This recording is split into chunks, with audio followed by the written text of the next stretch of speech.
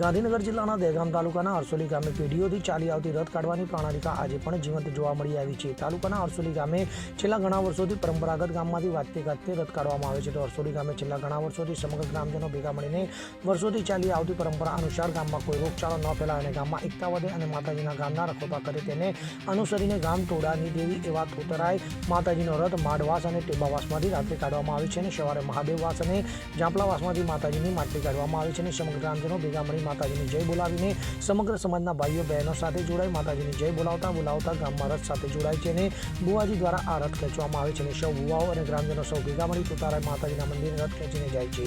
આ પ્રણાલિકા પેઢીઓથી ચાલી આવી રહી છે. બ્યુરો રિપોર્ટ, પાકો ગુજરાત.